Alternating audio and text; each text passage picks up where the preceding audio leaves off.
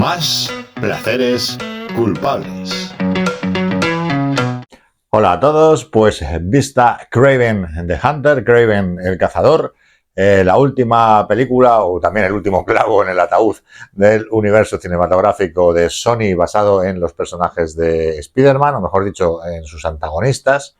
Nos llega la última película y realmente va a ser la última, aplausos de la platea, después de los rotundos fracasos de la serie de Venom, las 3 películas de Venom, la película de Morbius o la película de Madame Web, que son las películas con las que trataban de cimentar un universo cinematográfico similar al de Marvel basado en los personajes de Spider-Man de los que tienen los derechos Sony. Pues esta última película de este fallido universo es esta Kraven de El Cazador, dirigida por J.P. Chandor, un director bastante competente. Suya es una película de que podéis ver en Netflix, pues es exclusiva de Netflix, Triple Frontera, que está bastante bien, una película de acción bastante interesante. O sea que es un director competente, pero que, bueno, aquí ha hecho lo que ha podido con lo que le han dado y no ha sido demasiado. La película pues narra la historia de Kraven, el hijo de un mafioso ruso, que por una serie de azares del destino adquiere una serie de poderes animales y se convierte en un cazador de hombres, normalmente, o sea, un cazador de villanos, digamos. Como veis, los que conocen los cómics de Spider-Man, poco que ver con el origen del personaje original, el que se desmarca totalmente. Kraven en los cómics es un villano desde el inicio, es el patriarca de una familia, los Kravinov, igual que en la película, pero el patriarca en este caso es él. El papel que aquí interpreta Russell Crowe sería Kraven. Y pues bueno, tiene hijos, tiene hermanos y todos bajo su mano de hierro. Es un tipo que es un cazador con un sentido del honor a la hora de darles posibilidades a las presas.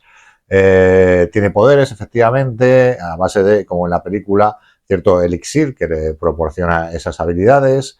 Y aparte que es un atleta olímpico. No tan exagerado como sale en la película, pero bueno, en esa parte sí se parece, al igual que su relación con Calypso, la sacerdotisa vudú.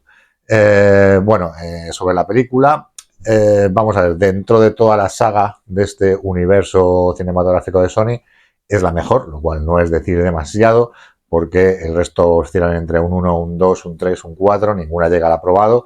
Esta consigue el aprobado raspado, pero aún así tiene múltiples defectos, entre ellos su excesiva duración. Creo que eso lo están diciendo todos los críticos, pero es que es verdad, hay casi 40 minutos de prólogo, un flashback súper largo que podía haberse hecho en la mitad de tiempo o menos, o haberlo intercalado durante la película, tiene muchos tiempos muertos, tiene escenas de acción que no están mal. El CGI se nota que ha habido una demora de casi 2 años en el estreno y algo se ha pulido y no resulta demasiado cantoso, aunque hay ratos que sí, pero bueno, en general es aceptable. Como peli del universo Marvel o de un universo del cómic, pues realmente resulta bastante decepcionante porque los personajes no se parecen, aparecen múltiples personajes, que es otro de los defectos de la película, muchos personajes, muchas tramas paralelas, que no tienen muchas de ellas mucho sentido, y hay ciertos actores que están fuera de registro totalmente y la verdad que sobran totalmente en la película.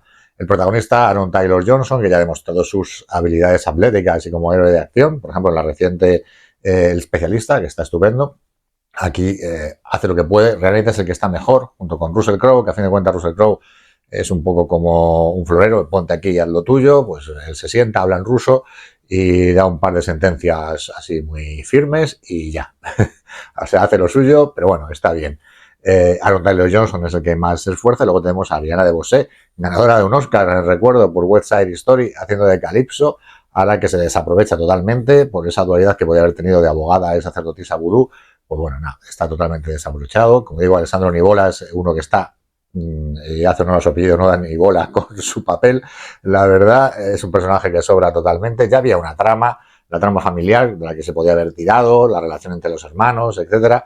Pero nada, aquí la película oscila de un lado a otro, no sabe en qué trama quedarse, cómo ponerse, y nada, al final, como peli de superhéroes, es fallida.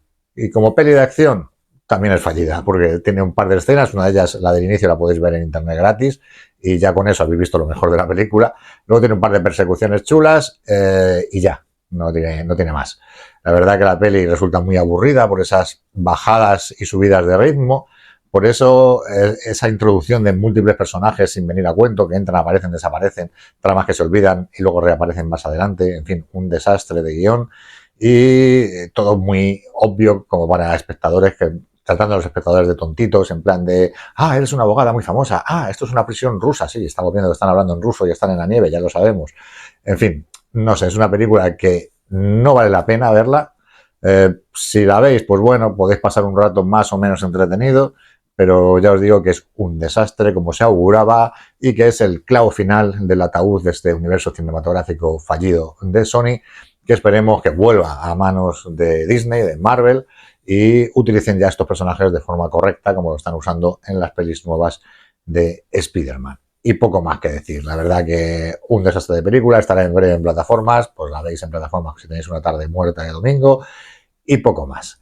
Y hasta aquí nuestra crítica. Os remitimos a la crítica anterior de Gladiator 2, que sería un poco más mejor parada, y la siguiente que tenemos de Vallana 2. Parece que aquí estamos entre secuelas, ya sabéis, el cine actual es muy de secuelas, sagas y demás. Así que el próximo vídeo de Vallana 2, no os lo perdáis. Y como siempre, suscribíos, dar me gusta, comentar, compartir y todas estas cosas para que sigamos analizando, criticando y comentando estas películas. Y por supuesto, si no estáis de acuerdo con nuestra opinión, ponerlo en comentarios. Si estáis de acuerdo, también ponerlo en comentarios. Y como siempre, abriremos debate en la pestaña de comunidad. Así que nada, hasta la vista. Más placeres culpables.